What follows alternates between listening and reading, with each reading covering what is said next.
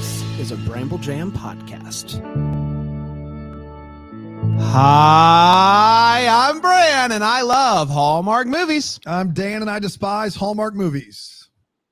And I'm Kristin, and I act in Hallmark movies. Well, one specific Hallmark movie. And this is the Deck the Hallmark podcast.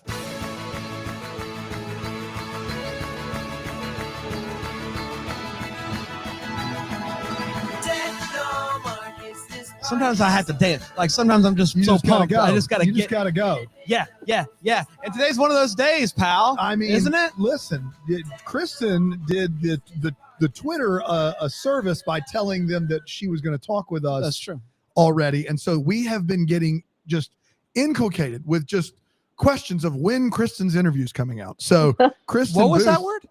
Inculcated. That's a real word. It's a real word. I don't know. I promise. I'm not convinced. You're not. You think I made it up? Inculcated? No, inculcated. And see, if I can't say it, it's not a real word. No, that would be half of the English language. Okay. Would be He's gone. the professor, so I would listen to him. Well, Professor professor, that's a is little stretch, but we'll he teaches high schoolers. Anyone, I taught middle schoolers, which is way harder. So I'm the real professor here. Agreed.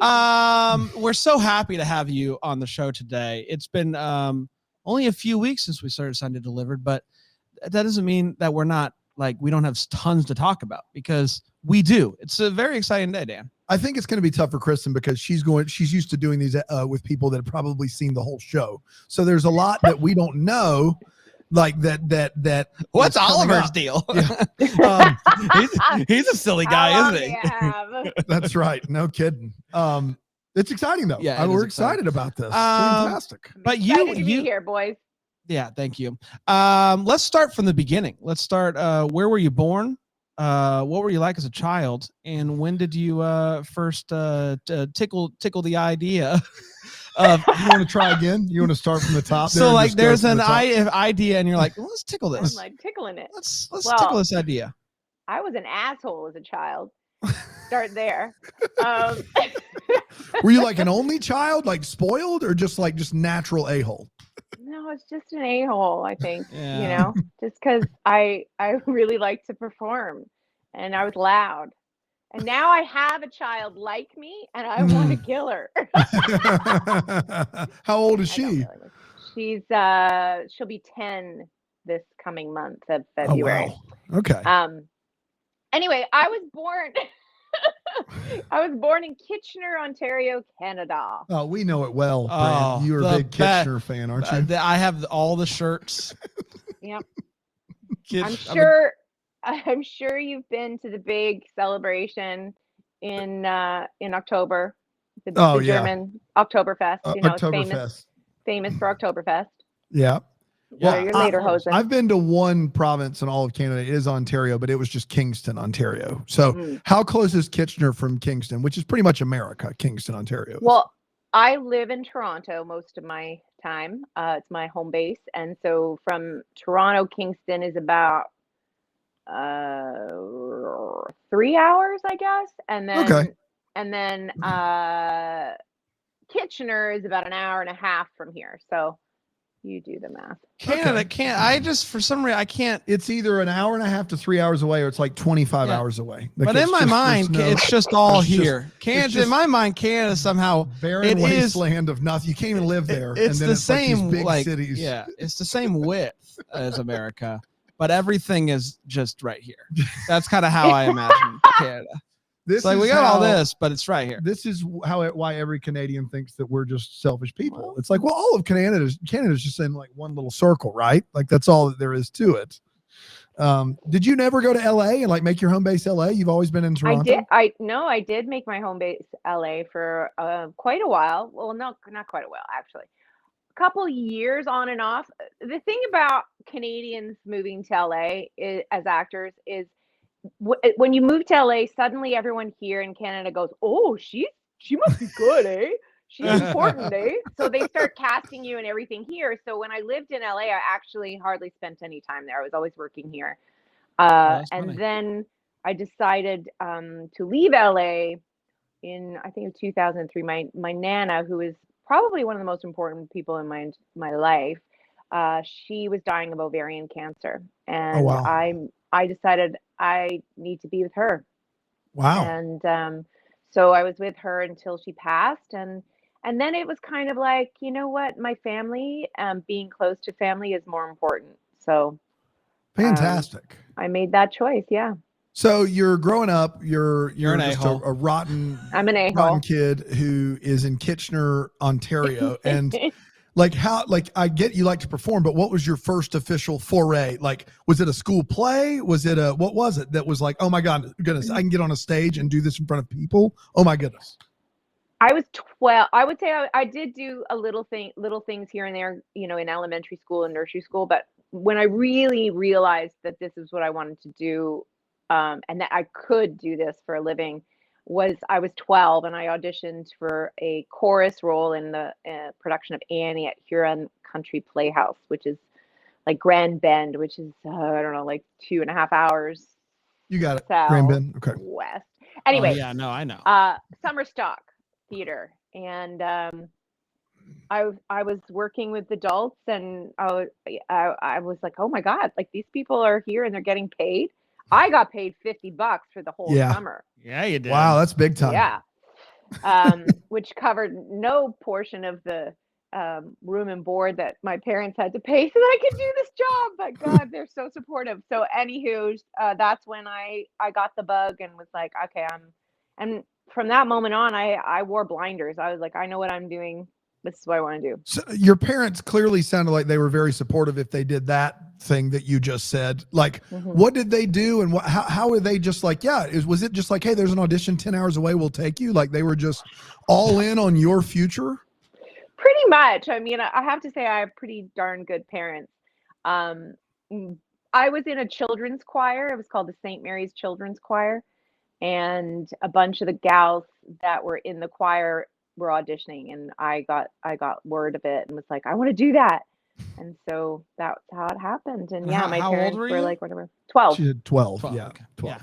Yeah, that's better. When my 4-year-old says stuff, I'm like, that's dumb. Like, we're not going to do that. But I guess when you're 12, there's a little bit more like, okay, well, maybe we should entertain this idea. So you're 12, you do the thing, you love it, you get the bug. Where do you kind of go from there? How do you kind of keep, growing in your acting abilities as a teenager?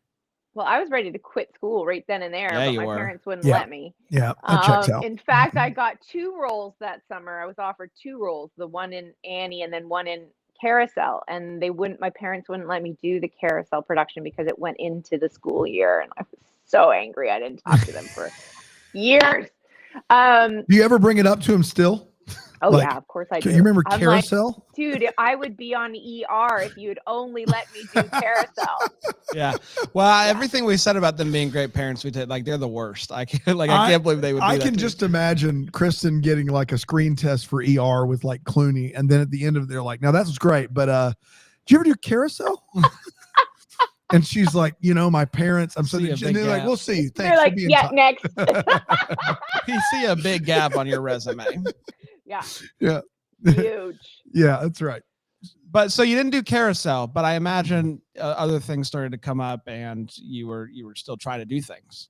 I acted in school plays throughout high school. I did a little dabbling in community theater, and then when I graduated high school, I was looking at theater school. So I ended up going to Ryerson Theater School.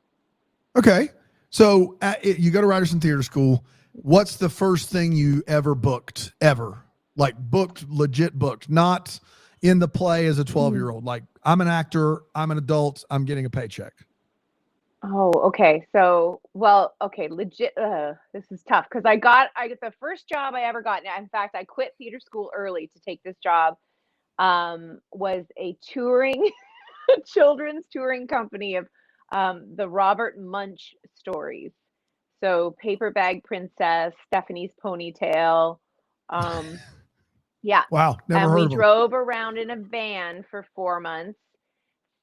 4 actors and our stage manager all over Ontario and Quebec here, and would show up at like 8 in the morning, put the set up to ourselves, do the show for a bunch of screaming children, take the set down, put it back in the van, and drive another 4 hours to the Oh, next boy. place.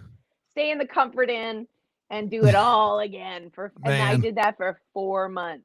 Oh my gosh. So that was my first legit paying job.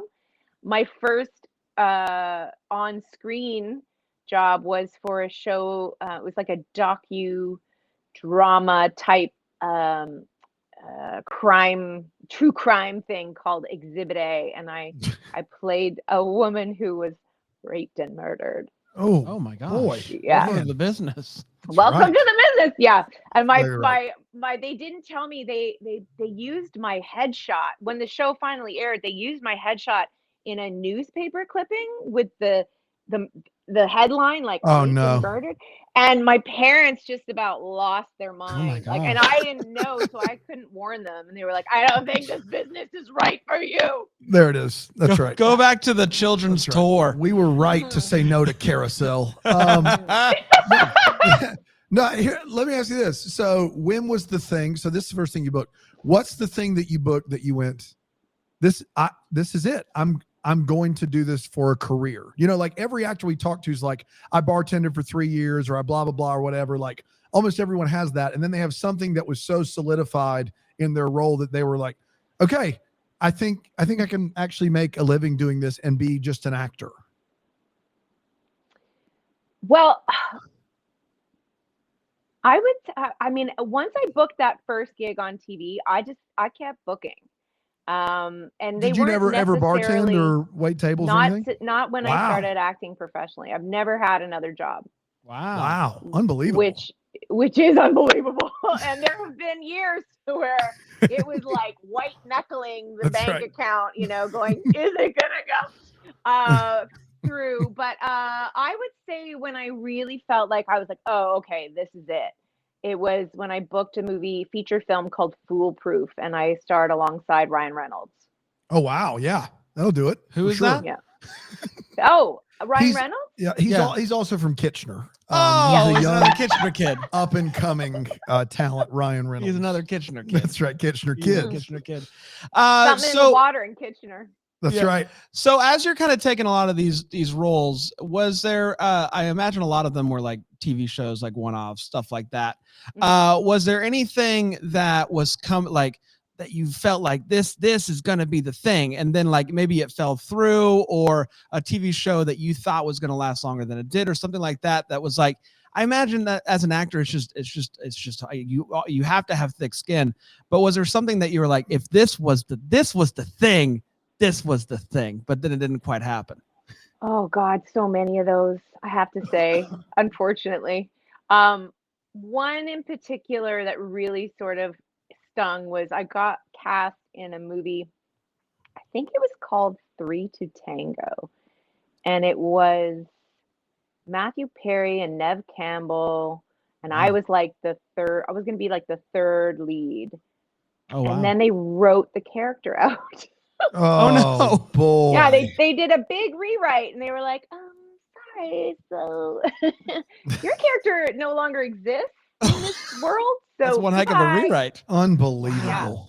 So that was a big one, because that ended up, I don't know if it ended up doing what I thought it would do, but it was a big feature at the time because Nev and Matthew were pretty huge. I'm pretty sure you've also that got moment. Dylan McDermott in that film and Oliver Platt as well. Like that's yes. Good for you. I think The- you're right. the- Yes, the call definitely sheet- Oliver Platt is in that. Yeah. That's like my senior year of high school. Like I thought I knew all the movies then. I love it. That is very like that would have yeah, that's a big deal. There's no doubt about it. I mean, it's not ER, but you know, it's a big deal nonetheless. And then there go was ahead. another one. I'm sort of telling tales out of school, but what? So I auditioned for this movie with Drew Barrymore, starring Drew Barrymore and Jimmy Fallon, and it was called Fever Pitch. Fever Pitch. Fever Yes. Pitch, yeah. Yeah, Red Sox. Well, that Jimmy Fallon, he's had a huge movie career. So Taxi and that one. Yeah. Go ahead. Sorry. Anyway, another horrible, like, disappointing actor experience where you're like, oh, this is the real world. It was a role to play Drew's assistant. It was a really significant part at the time, and I got a call from my agent being like, they love you. It was the Farrelly brothers, Yeah. They were like, they love you. It's going to happen. Great. Awesome. I'll get back in touch shortly with all the details. Turns out Drew was an executive producer on the movie, and she thought I was too pretty. So I didn't get the part. Gosh. What? Yeah. Here's the thing is that role is a big role in that film. I'm a huge New York Yankees fan. I've seen that movie several times, and she confides in that girl like all movie long. Like, is she pretty? Yeah. I don't remember which. See, that's exactly what they want. That's why they didn't cast Kristin. That's right. Boy, I man, that is something. Wow, that's a story. We've heard some here, but that's the business, Yeah. I mean, that's the way it goes, right? And I learned that early on. But what's wild is you can't go home at night and be like, God, I wish I wasn't so pretty. You can't do that, tough. Right? What's wild is Fallon's wife was Drew Barrymore's real assistant. Oh, shut up. I didn't know that. I didn't know that if memory serves me right. And I could just be making stuff up right could now? Be. All right, good talk. Could be. We did it. It's okay. If anybody gets mad, Kristin can say she was making that up. That's right. That's exactly right. That's exactly was there, since we're just talking about the things that didn't go well for you, is there a memorably bad audition? Like, and I asked this, like, I mean, just like but one that immediately pops up that you literally finished your scene and were like, dear Lord, what just happened? That was terrible. Yes, actually, well, there's a lot of them, but the one that I really, really, really remember, like it still hurts, was Vancouver. It wasn't even that long ago, so I was well into my career, and this is a good lesson. Like, it doesn't matter how long you're doing something. So I auditioned for a role of a doctor, like a surgeon in The Good Doctor. You know that show on one of the networks. Freddie Highmore, yeah. Yes, and he's brilliant. Yes. Anyway, I auditioned for a role of that, and I went in and I could not remember the lines to save my life, and I had to pretend like I was performing surgery, and I kept looking, like I couldn't figure out where to look, like while I was, because if I was like this, right, the camera would have this and it would be ridiculous. So I kept looking up, like almost into the sky, and didn't know what I was saying. And so then I kept having to look down at the lines in my hands. And it was awful.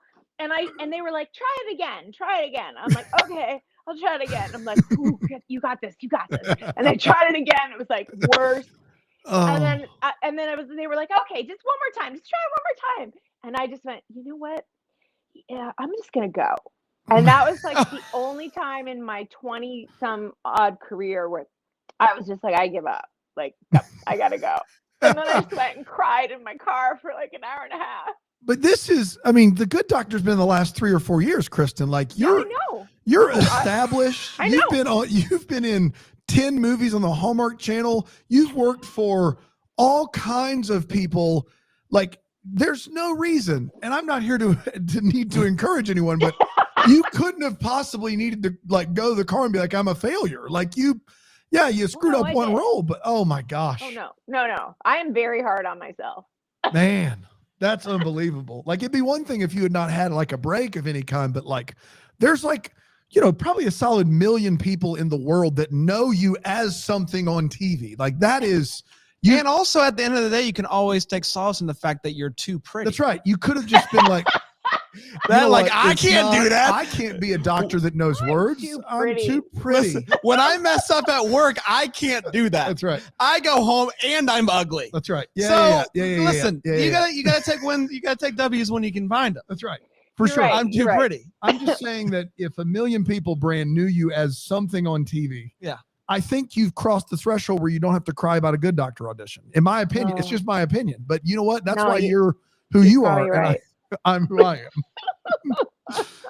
Well, I love the story. I'm sorry that you cried afterwards. We get some good ones with that question. That's a good one, but sad at the same time. I never thought about how hard that is on TV when you're doing surgery, because you have to show your face. Like that's part of. We have Michael acting. Rady, and I think it's just where people are like, we have Michael Rady on, who's done a lot of Hallmark movies, and he's been in Chicago Med, and I was like, give me a line or something, and he just listed off like 10 of these words that I couldn't spell on a dare just like boom, boom, boom. And I just, you do that for years. I don't know how you do it. Like even CSI or any of those shows, like just where there's a lot of like medical jargon. I don't know. It seems like a lot to me. Well, even though you didn't book that one, you did book a lot of TV and a lot of movies. You've been in a little bit of everything, but you've also been in Aaron Sorkin. And so I have to ask you, that you were in the Newsroom, correct? You weren't? Mm-mm. It's okay. So what's crazy is it says the Newsroom on IMDb, and I watched the Newsroom. Oh, okay. So sorry. I back up. Okay. Yes, I was in a show called The Newsroom. However, it's not that one. It was not Aaron Sorkin. Okay, because I saw it and it's got the picture on IMDb of the Aaron Sorkin's The Newsroom. And for the life of me, I've seen that entire show and I did not remember you in it. And I was like, I was in it. No, I'm sorry. Yes, I was in it. Oh my goodness. They just had a lot of prosthetics. Yeah. Didn't recognize me. So you can either answer the question, what was it like to deal with that dialogue, or what was the actual Newsroom show that you did? Prior to the Aaron Sorkin Newsroom, there was a show called The Newsroom here produced and shot here in Canada by kind of like a famous guy here, Ken Finkelman. And I think he did a little bit south of the border as well at one point. But yeah, it was in a newsroom, but Aaron Sorkin didn't make it. Aaron didn't make the cut. He stole that. He stole idea, it. And then he took it to the Newsroom. Wow. So let's get to now that Sorkin's out of the way. Let's get to Signed, Sealed, Delivered, which is Sorkin-esque. Very similar to Aaron Sorkin. And let's talk about it because I'm intrigued. Before we even, first tell us how you booked that gig. Well, and you said, have you done anything else for Hallmark aside from Signed, Sealed, Delivered? I did one movie prior to literally right before Signed, Sealed, because the producer that I worked with on that's how I got sort of tagged for. Is that Signed, Star Sealed, Spangled Banners? Yes. Yeah. Well, that sounds like something. It's a great title. When I auditioned for it, it was called Banner 4th of July. They always change the titles. Yeah. And you're like, I wasn't in that. Oh, wait, I was. I was. So I was shooting that in North Bay, which is way north here in Ontario. And the producer of that was getting ready to produce Signed, Sealed, Delivered. And he asked if I would audition for Shane. And that's how Signed, Sealed came into my sort of world. And you get that script, and did it immediately fly off the page as this is something different than what I was expecting from Hallmark, or were you anticipating, what you got? When I first read the script, I have to admit, I was like, what is this? Yeah. Okay. Yeah. So I was a little bit confused. But also intrigued, and I knew I could tell the writing was really, really good, and I loved the character. But I was also like, I don't understand what this show is. Is it a comedy? Is it a drama?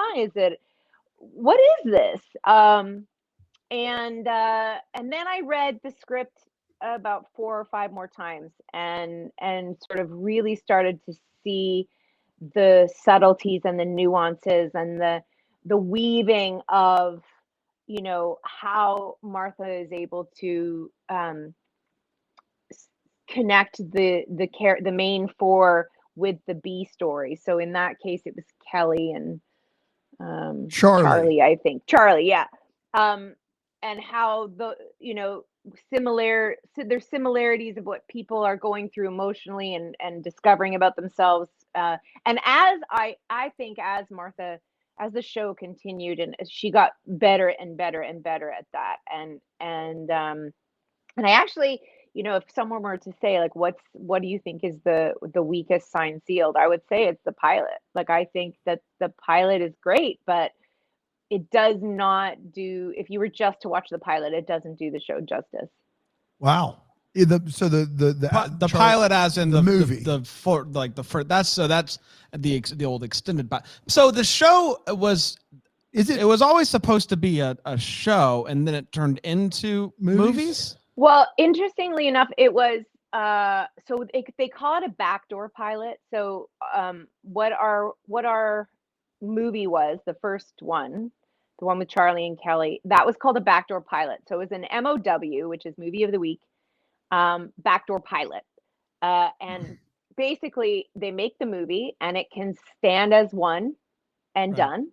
Or if it does well and the network likes it and it does well sort of like viewership wise, then they're like, we're going to make this into a series. So that's what happened. We got picked up as a series, and then the format became 1 hours instead of 2. Right. And I always felt, while we were shooting the 1 hours, that we didn't have enough time. Yeah. There was just so much crammed into each script, and things weren't able to breathe the same way. Yes. So we shot 1 hours. Then we got asked to shoot the Christmas movie, which is a 2-hour movie. Then we got canceled. That's wild. It's so wild. Yeah. And I think part of the reason was, I think the 1 hours were not the best format for telling the storytelling. And I know, and then the other part was that we were scheduled to air on Sundays instead of Saturdays, and we were competing against a show that aired in a different time slot on Saturdays, and Saturdays just had more viewers. So it was like When Calls the Heart or Us, and they chose When Calls the Heart.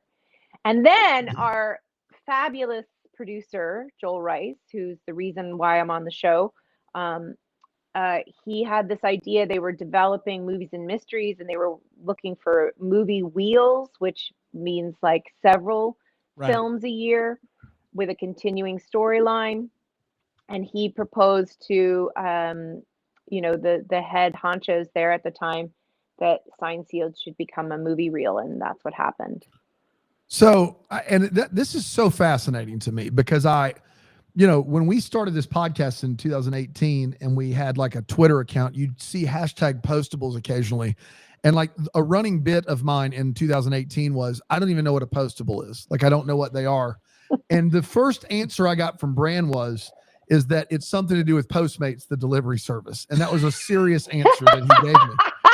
And so then I find out I'm not completely convinced it's not. And so Postables like this show and Postmates. They like both. And so then I find out it's a series of movies. And then I find out there's a TV show. And so I asked to our double-decker community, like our Facebook community, hey, what's going on here?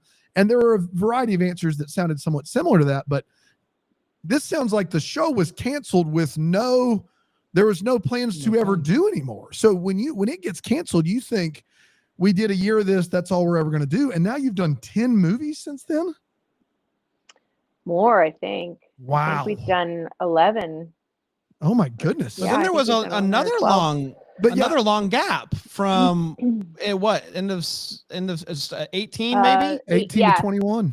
Because the last one was right before we started the podcast. Yes. And then the most recent one came, and we were like, okay, this show is now, and we couldn't do the latest movie because we'd never seen the show. So we put it on, and that's why we're doing it. The fans that are on our site were like, please just watch them all before you do that. And we were like, well, and you know what really put it over the edge, Kristin? My parents who live in Columbia, South Carolina, their favorite thing is Signed, Sealed, Delivered. And they always tell me, I haven't told you this. My dad pulled me aside, who I'm convinced he does not know what I do for a living, but he said, I was getting a haircut and I had nothing else to do. So I pulled up Deck the Hallmark, and I was like, you're doing Signed, Sealed, that's one of my favorite shows of all time. I'm serious. Oh my God, and so you made my dad proud to be my dad again, which is really...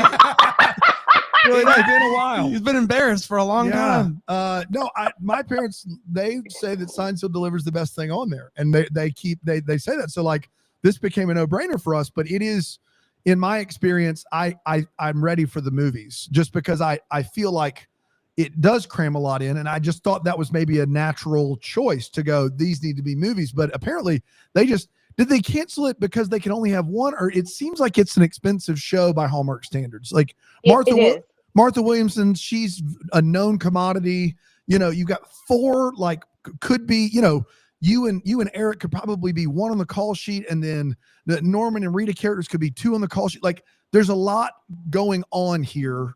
So did you think that was part of the decision to cancel it? Yeah, 100%. I think. I think if we had, incredible numbers at the time, they would have kept it going. They probably would have scaled back on the budget a little bit. But you got to remember, when you talk about how expensive the show was, we had in that first 10 episodes, we had Carol Burnett, Valerie Bertinelli, and Valerie we Harper. had Della Reese, Valerie Harper. We were supposed to have. We haven't gotten to Carol Burnett yet. I can't believe that's coming. Oh my God, she's amazing. I mean, come on. Wow. No, so we had some real heavy hitting guest stars. So imagine what they cost. Oh yeah. Well, I mean, I just thought that about Valerie Harper and Della Reese. I didn't know we have Bertinelli and Carol Burnett on the way. That's crazy. Yeah. So we had some pretty hefty guest stars that come at a price, and then the show itself there was so much packed into it. And again, those episodes do seem like they kind of don't have room to breathe because we shot so much that never made it onto the screen. Wow. There just wasn't time. And so then it becomes like trying to piece together things, and you're like left going, wait a second, what? Oh, okay. It was a lot, and our hours were insane. And I had doing it one a week? What, one episode in a week? It was like one and a half weeks, I think, or 5, 6, 7 days. So and I had a 1.5-year-old at the time, and I never saw her. Like, it was insane. And we shot. So typically on a Hallmark movie, you would shoot 15, 16 days. That's a 2-hour format. And you would shoot 7 to 8 pages a day, maybe. And we were shooting 12, 13 pages a day. Gee. Yeah, it was nuts. And that's still like our movies. This last one that we did, same thing. Like we lost a day because of me, because I was flying back to Toronto to shoot The Boys. But we lost a day. Mr. Big Time over there. I know, right? But we lost a shoot day, and we were shooting 11, 12 pages a day. Great. And day. It's exhausting. And the crew, my God, our crews are incredible because they are, they're there longer most of the time because they're there from the start. And actors, sometimes you're in only 1 scene a day or 2 scenes a day. And so you come, but everybody who worked on that last one was just exhausted. But also the interesting thing about this show that I just kind of thought about is the fact that it is location heavy, where When Calls the Heart all takes place in Hope Valley. Yeah. This is, maybe in an episode, 25% of it takes place inside the post office. The rest of it elsewhere, different locations throughout. Like, that's a lot too. Like that's not. Nothing. Well, and so to save money, budget wise, a lot of what we shot was not in Vancouver. It was in the environs. So at one point, our DLO set was in Mission, BC, which was almost a 3-hour drive outside of Vancouver. Good gracious. Wow. So we would be driving, like our day was a lot, like maybe it wasn't 3 hours, maybe it was 2 hours, because that seems crazy. But it was a lot of driving. So you'd get up at 3 a.m, get in the car at 4, and the crew too. And at least as an actor, we had drivers driving us, but the crew didn't. So the crew's driving those hours and working 16-hour days. It was insane. That's wild. And I will say this, like, the thing that we always hear, and the Postables are after me on Twitter in the kindest way possible. Like, they just are just effervescent. Even when I don't like things, they're like, it's okay, Dan. They're still love such you. better they're such such better fans than anyone, but particularly Win Calls the Heart, because we do that show too, and that's a different breed. Anyway, the two things that are continually resonant with the Postables are Martha Williamson's writing, and then the characters. We love Kristin, we love Eric, but these characters are just better than anything else on Hallmark. And I got to be honest, as someone who thought there's a lot of potential in the movie, it kind of been mad on the TV show, there is no denying that the characters have roots. You know what I mean? Like, they feel like they're just lived in. They're the most fleshed out I've ever seen on Hallmark. And I just have to ask, and you can, like, I know some of that is good acting, and I think you and Eric particularly right now are just so good, but how much of that is given to you? Like, how much, because in Hallmark TV shows and movies, like, even like something like CSI or something on broadcast network, we'll talk to actors who would be like, well, my character was written like this, and then they decided to change it to something completely different. It seems like these characters were written before the dawn of time. Like, they're just etched in stone tablets, and is that you and Eric and the gang just taking it to another level, or is this Martha Williamson creating something that you'll never see on the page, but you'll see it in your performance? I think I have to say I think it's a combination, but I will say it starts on the page. 100%. And that goes for any job, any show, anything. Like, if it's not there on the page, it's really, really challenging as an actor to create it out of, nothing, because the writing is the backbone. The writing is the skeleton, and everything else that gets put on that. If the skeleton's not there and it's not strong, or whatever analogy you want to use, foundation of a house, it's all going to crumble eventually. It's not going to work. And Martha's ability to create characters with such depth is I think really truly, in television anyway, unparalleled. Like, she just is so good at creating this well of not just history and backstory, but also the way that the characters interact with one another, and how they push each other to realize things that they otherwise wouldn't see about themselves. And I just think that the way that these four characters have become a family of sorts, interwoven, and they all are so different, and they all bring their own strengths and weaknesses, and they each hold each other up. I don't know that there's a ensemble like that, really. And Not I on say Hallmark. that's certain. No, definitely not a Hallmark. I would say it certainly starts with Martha, and then I think the casting, often people have said about the show that it's the show's lightning in a bottle, and I do think that Martha's choices in casting were impeccable. I think everyone was, chosen. She was very particular about her casting, and I think she nailed it. It's funny. I've told this story before, but Crystal is an interesting, Crystal Lowe, who plays Rita, who's become like my best friend in the entire world. I didn't know her prior to Signed, Sealed, Delivered, and the first day I met her was at our table read of the pilot. Wow. And when I got the script, I read it, and Rita was described very differently than the way Crystal looks, especially the way Crystal looks in her own sort of crystal wardrobe as opposed to Rita. So she walked into the table read. I knew the director. I'd worked with him before, and he was sitting next to me, and she walked in, and she literally looked like she just walked out of like a Timotei hair commercial or something. Like, she had this long dark hair, and it was all blown out and gorgeous, and she was wearing these tight skinny jeans and like fry boots and a leather jacket and tight t-shirt. She's too pretty. And she just, yeah, she is. She just walked in like, you know, like she may as well have had like the hair dryer or the leaf blower. And I looked up and I went, literally my jaw was on the table, and I turned to the director and I went, what is going on? And, and he goes, "Rrr." And I mean, and I've told her this story, like, and she looked at me and she was like, I don't know, I don't belong here either, like in her head. Because before she was cast as Rita, she was always playing these scream queens and you know, bathing suit models, and Huh. she had never played anyone like Rita. But Wow.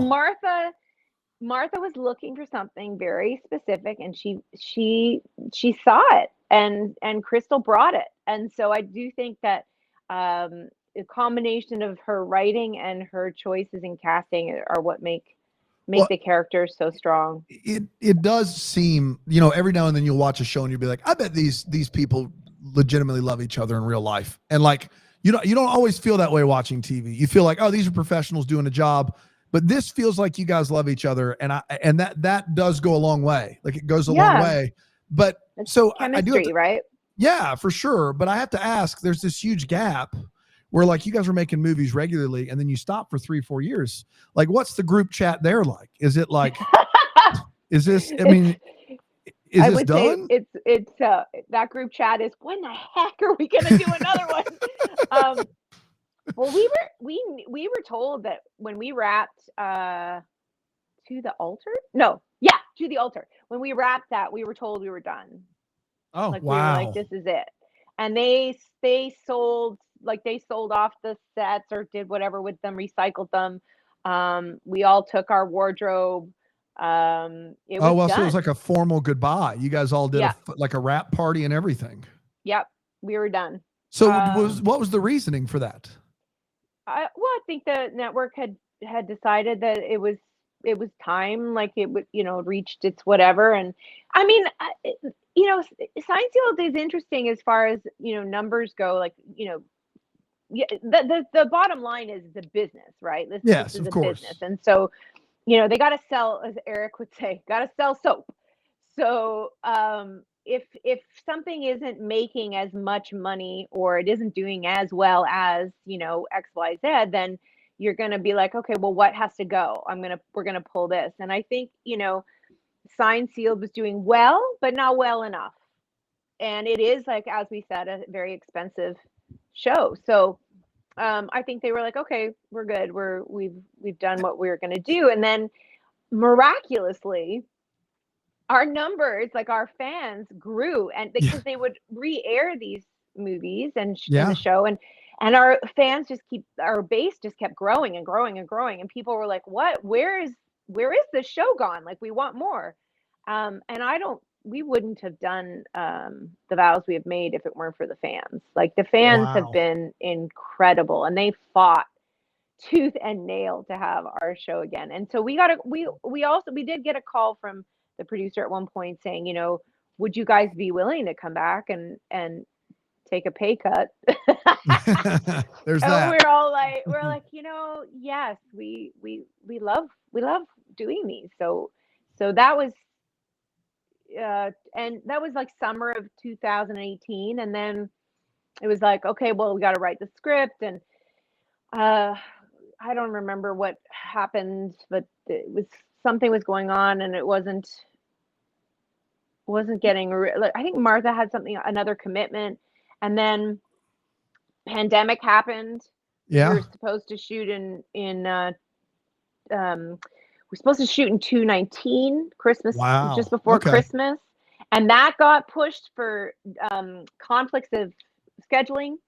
And then, so they pushed it, and they were like, okay, we're going to go in May of 2020. Well, we all know what happened then. Yeah. Then it was like, okay, summer of 2020. Nope, pandemic is still, you know, not where we can do this. And so it just kept getting pushed and pushed and pushed. And then finally we were able to make it happen.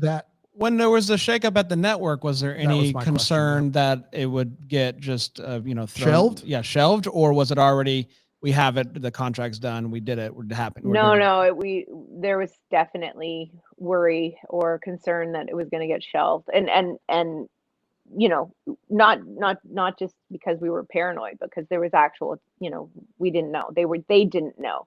Are But you there going to was do any so many more, or changes going. We have no idea. okay? Okay. I would love to say yay or nay one way or the other, but I honestly have no clue. Well, I think that's the thing that I found interesting was I was like, you know, the new Hallmark has done a lot to separate themselves from some of the old staples of Hallmark, and then they revive. The appearance for me was they revived Signed, Sealed, Delivered, which Sure. hearing this story, they did not do that. What happened is the fans got upset, and the old regime signed this in, and then the new group put it on. So that's more in line with kind of what we've seen and heard. That's why I was curious if you were making more. I'm sure the fans, you know, will have a say in that if they keep growing as well. So let's hope. Has so. Signed Sealed streamed anywhere other than Hallmark's app? Yes, I believe it's on Amazon Prime. Okay. I know that like they put When Calls the Heart, the first few seasons were on Netflix for a while, and that did like a lot that was huge for them. Yeah, for sure. What is give me both. I want your favorite, either your favorite of the Signed, Sealed movies or the one you're most proud of. Either way, I know it's like choosing between children, but you know, just but we all choose our children. If we could get past that and give me an actual answer, Kristin. You said you wanted to kill your kids, so maybe like better than that.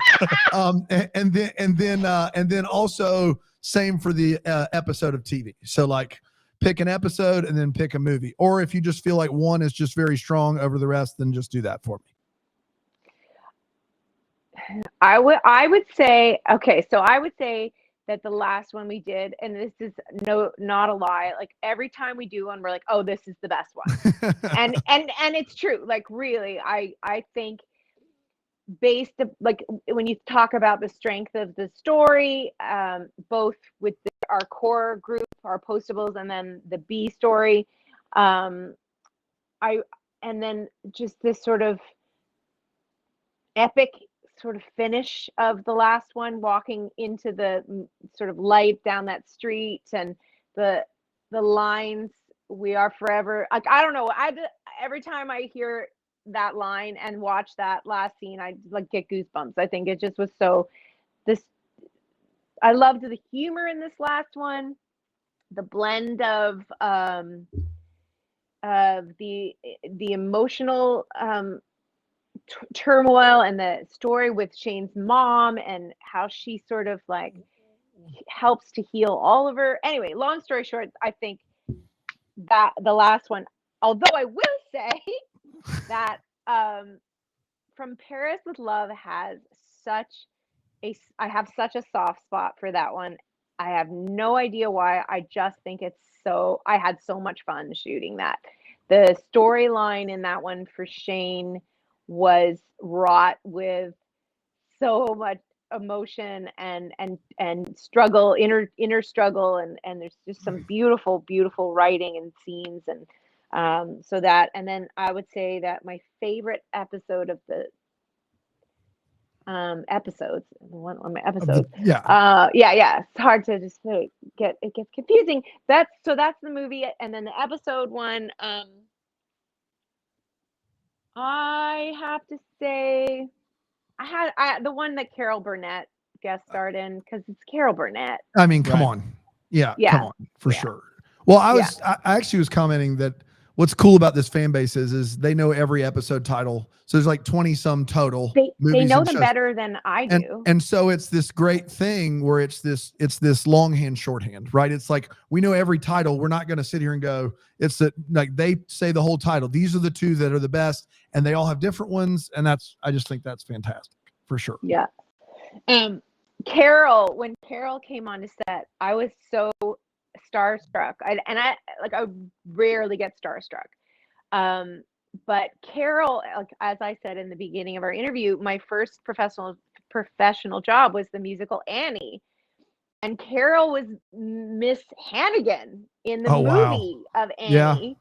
Yeah. If you haven't seen it, you have to watch it just for her performance. I mean, it is Emmy worthy. She is just brilliant. And so I must have watched the movie of Annie, oh God, at least 85 times growing up. Wow. Like at least I watched it every sick day. Like I watched it constantly. I used to sing Little Girls, this song that Carol does in the movie. And so when she was coming on set, I was literally like shaking. I was like, Miss Hannigan is coming, Miss Hannigan is coming. And there was a moment where they had her chair with her name, Carol Burnett, and I like got someone to take a picture of me beside it. And I'm like, like total geek. And then God bless her, she saw this happening, and then she went beside my chair that said Kristin Booth and went beside it and went like this. That's the best. I mean, come on, man. That's so great. She was so great and so bloody funny, and what comedic timing. Like there isn't anyone better than Carol Burnett. Like One of a kind. oh, so One of a kind. brilliant. Yeah. Yeah. So yeah, that having her come on set was truly a once in a lifetime, experience. No kidding. She's the best. Um, I got a quick one real quick. So after To the Altar, you did a TV movie about a cult. You did something called Abducted on the Air. Were you just ready to do something freaking weird? like after being in the post office for that many years, we're like, let's just get wild, let's get y'all. wild. Cult. Let's do it. I don't know. I mean, yes, I definitely was after doing Signed Seal for so long there. I was as an actor craving sort of something a little darker, perhaps a little edgier. But no, it's weird. Like as an actor, I'm not at the sort of Nicole Kidman level where people just throw offers at me all the time. Sure. And I'm like, oh, I'm just going to pick and choose whatever I want. No, like these are jobs that came up, I auditioned for and booked and was like, yes, hell yes, sign me up. Pay the bills. Yeah, for sure. So, I don't know if it's like me, like just sort of like manifesting that I want to do something weird and dark, and it comes, but well, it's just it's a natural segue. You go Signed Seal Delivered straight into sex cult, and it's like that's just exactly where you expect to go. And then now you're on a new G-rated family comedy called The Boys on Prime that's coming out in 2022. It's your kids. Do not let your kids watch this program. Everyone, you don't do it. But season 2 is my favorite season of television in the year that it came out, which all time runs together now. I think it was 2020, but I could be 2021. I'm not sure. It was wonderful. It's very, very dark. It's got a lot of satire in it. Just tell us about that's a big, I mean, like, you're in almost the whole season. We don't know a lot about what's going on with your character, but tell us about how exciting that is, because that is very not Signed, Sealed, Delivered at all. Okay, so just between you and I like it. Yep. I'm actually not in all episodes. Do they do that? It says it on IMDb. I don't know why. I love that it says that on IMDb, but I have to be honest and say I'm only in 3 episodes. Okay. So I'm a recurring, very memorable character though, so that's exciting. Love it. And what's kind of most exciting, aside from playing a superhero, about this part on The Boys is there is a famous edition of the graphic novel, and it's called Herogasm. Yeah. And in season 3, Herogasm is episode number 6, and that is my big episode. Oh, and that is probably going to go down in history as the most epic episode of television ever made. Wow. Don't sell it. Stop selling. No, seriously. I still sometimes am like, did that happen? Because it is literally a superhero's orgy. All right. Wow. We have all been there. Do you ever, Right. let me ask you this, not just from a content perspective, because clearly those words you just said would have just gotten you kicked out of the dead letter unit in a heartbeat.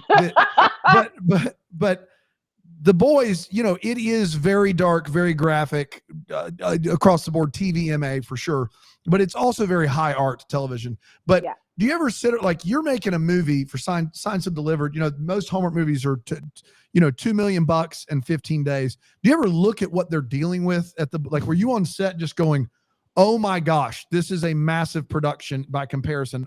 Or does it look like it's got to look crazy by comparison, right? Insane.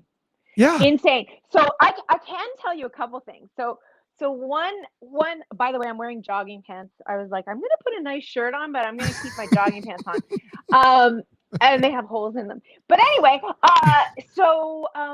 okay. So I had over 15 or 16 wardrobe fittings.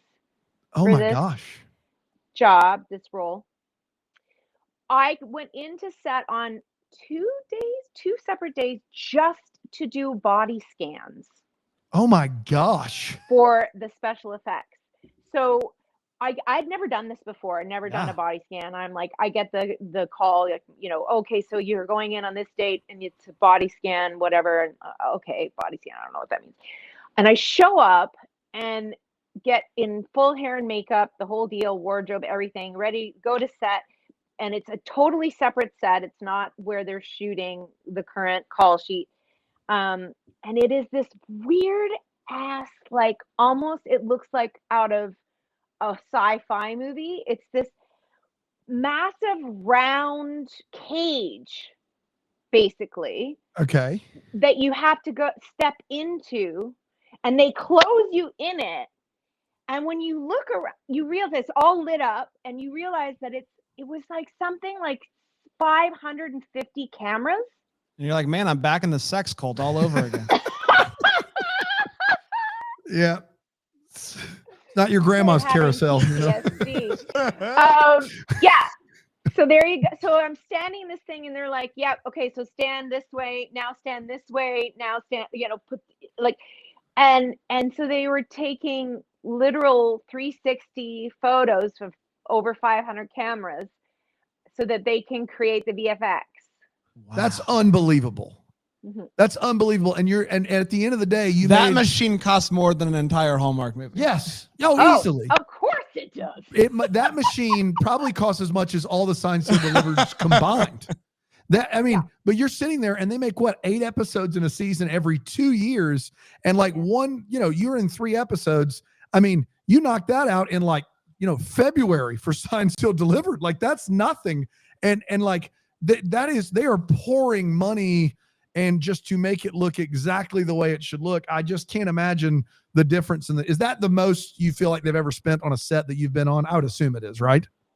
Yeah. Oh yeah. Yeah. I mean, no question. It's more than most movies, like most feature films. I mean, they are spending some serious money on that show, because you hear like the production and everything takes forever because of that on that program. But that had to be wild just to get used to just the difference between the two. Oh, it's crazy. The difference is crazy. And sometimes I would just sit there and just be like, am I actually here? we shot some pretty crazy, this is in a different episode, but we shot some pretty crazy stuff for a flashback.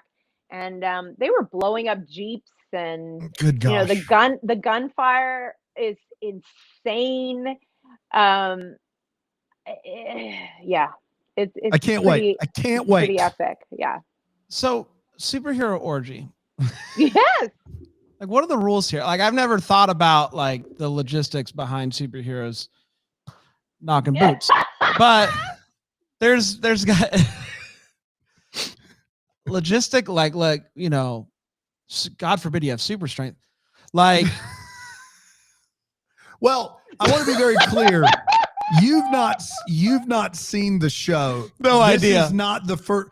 Episode 6 in season 3 will not be the first time superheroes have sex on the show. They've already gone through some of those basics, Brand. Good. so Listen, as long as I get a full would have probably been answered by watching the first 2 seasons. Okay, great. As long as I get some sort of, lesson on how things work. That's all that I'm looking for. Do you want to tell Bran how what was it? Popclaw killed someone? Or no? We can do that. No. I would love to hear your take, or I could do it after the show is over. You do it after the I will say this: the opening scene of The Boys is one of the most like shockingly bloody like kills that you'll like. It is very just like it takes your breath away because you don't know going in that it's going to be that kind of show. I think you think superheroes, but the superheroes are the bad guys. Yeah. Like they're the ones that have kind of they have governmental policy like at their back, and they're like, you know, creating a world for them and the elite, which is it's a great, like, it's super smart and dark and funny and just a really good show. But it is also like has moments of just like swift, breathless graphic violence where you're just like, oh my goodness. But the reason that works, I'm not a proponent of that. Anyone listening at home, I'm not like, yeah, more of that. But the reason it works is because we watch all these Marvel superheroes where buildings blow up all the time, and we just think that that's bloodless violence. And this show not only shows what happens that power corrupts, but also like there are consequences to actions, which I think it's a wonderful, dark thinking show. And but also you get to play a superhero on it. There's just no way that Captain America is not taking deals under the table. I think is what you're getting at, right? If Captain America is anything like the lead in this show, just buckle up, because he is the lead in this show. The lead of the Seven is like Hitler incarnate. Like he is something, man. I'm just telling you for sure. I don't want to give any more away. No, it sounds good. But also apparently there's a superhero orgy coming up in season 3. Let's go. That's what we've been waiting for. Oh, I love it. Rapid fire. We each get to wrap things up. We each get to ask you 3 questions. I know we've been asking you questions, but these are rapid fire questions. Do I get to ask you guys questions? Sure. You can if you want. Absolutely. Oh. We'll do a question. I just have one. I want to know the genesis of Toaster Ted. Oh. If you need to ask. No. Toaster Ted is just in one episode. Just one episode. What happens is we record the whole week on Sunday night. And by the time we get to Friday, Signed, Sealed, Delivered, it's like we've been at the studio for 3.5, 4 hours. And so it just becomes like just a morning zoo radio show. It's like delirium. Yes. And so it's all the stuff that doesn't ever need to make it. And I feel bad because the poor postables have to deal with 10 minutes of ridiculousness to get. Maybe we should record a Signed, Sealed, Delivered first next just week. See how it goes. So that was it. But we just assumed there's no way you were actually listening. Like that was our thesis is like, listen she to heard the this one. and she was like, now I can say I did my good deed for the week and say I listened to this one. It was my husband. He was like, dude, you need to see this. These guys are reviewing Signed, Sealed, Delivered, and you have to watch it. It's quite something. And I was like, okay. So you can thank my hubby. Well, good. Thank you, hubby. Well, good. Thank you, hubby. Thanks, Chris. All right, we each get to ask you 3 questions as quickly as possible. Right. If you want to ask another one, I don't care. Dan? The best meal in Toronto. Taroni's grilled octopus. Toronto's best meal is Taroni's? Come on. Yeah. It's octopus? Is it a sushi place? The only time I've ever had octopus is at a sushi place. No, it's not sushi. It's Italian. And it's grilled octopus. Is it? Yeah, with some noodles. Interesting. You're in for sure. No noodles. Really? It's really, yeah. No, it's really good. Wow. This like melts in your mouth. Unbelievable. This sounds awful. What's a movie that you loved as a kid that now that you're an adult, you're like, I know that's not good, but I still freaking love this movie? Flash. Okay, fair enough. The movie Flash Gordon. I got you for sure. Or Clash of the Titans. Oh man, that's a bad movie for sure. No, come on, but it's so good. It is. That movie as a kid. Yeah, good and bad both. What's your most memorable movie theater experience? Like going to the movie theater and leaving and going, oh my gosh, going to the theater is the best thing ever. E.T. Yeah. Man, that was the first time I saw E.T. Come on. Fantastic. What do you really think about keto and paleo and stuff like that? What's your real unfiltered opinion? Well, I'm gluten-free and dairy-free, so there you go. There you go. Yeah. Good for you. You said it. Listen, my wife moved to gluten-free because her joints, and it's helping her feel a lot better. My wife's dairy-free. She's allergic to dairy. I should be dairy-free because my life is a freaking mess. Yeah. Oh, God help it. I eat all of it. There's no, I wish I could. Or do you have celiacs? Do you have like No, I'm the- not celiac, but my Okay. God, you do not want to be around me when I cheat on my dairy-free and gluten-free. Well, that's diet. what, like, my wife, the way she explained it was like, it's not like, you'll just have a little bit of dairy and that'll be okay. It would be like, if you're dairy free and you have a dairy allergen that's not like terminal, it's Right. just like an allergy. If you're going to have a piece of cheese, you may as well eat a pizza. Like, it literally is, for that one time, that experience, it's like putting dirt in water. Like, the dirt is either in the water or it's not. And so that's fascinating, because my wife will occasionally be like, okay, I've not had a pizza in 6 months or whatever. Like, this is whatever. So that's a fascinating way to live. I can't do that, but God bless you for doing it nonetheless. The most expensive drink you've ever had, whether you purchased it or purchased for you, most expensive beverage you've ever had. I think it was a $25 cocktail in LA. Okay, that's it, huh? Yeah. All right. Fair enough. I'm not much of a partier. Yeah, I hear that. Says the superhero orgy. Yeah, girl. superhero orgy. Right. That's just a Tuesday night. The things I learned about Kristin Booth: A, wants to kill her child. Yeah. B, not much of a partier. I feel terrible now. She's great. C, I've been homeschooling her for a long time. oh, I'm sure your daughter I is love her a wonderful. lot. Yes. What's her name so we can set the record straight? Finley. Finley, Sweet you're wonderful. Finley, you little monster. You're a treasure, and your mom loves you so very much. That's right. You were fearfully and wonderfully made. That's Amen. right. Amen. Last question is this: as a Canadian, what's something? But you spent some time in America. What's something that you can't get in Canada that you wish that you loved about America, and then vice versa? When you're in America, what's something that you are craving from Canada? Well, when I'm in America, I can't get ketchup chips. Oh, ketchup chips are the jam. I'm just telling you They're right now. so good. I've never had them. I always hear about them. You can find them here, but they're very difficult to find. Like, they're in like I'm bargains. mailing you some. You DM me your address. I'm mailing you some ketchup chips. Kristin Booth, we will hold you to it. I'm saying it right now. Dude, it's done. It's happening. I mean, I'm so excited. so And we'll good. do it. We'll do it on a signed, sealed, delivered episode. We'll eat them. We'll eat them. I love All it. right. Okay, great. Okay. I love And then as far as like what I can't get in Canada, like almost everything. No, seriously. Like there's so many, I would say mostly cosmetics. There's so many different like makeup brands that I love that I can't get here. And it's really frustrating. Interesting.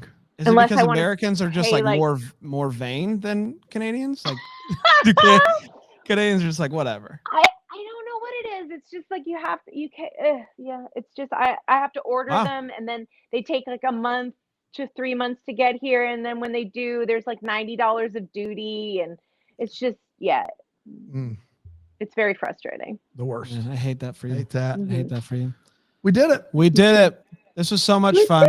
So much Kristin, fun. Gosh, you're the best. Thank you so much for coming. You got to come back when we do maybe From Paris with Love or something and just join us. I would love to. That would be fantastic. That would be I think that'd be a ton of fun. Thanks so much for giving of your time. We really do appreciate it. Thank you. And don't forget to DM me an address to send those ketchup chips. We'll do it. Done and done. And may we be the first to wish you a Merry Christmas.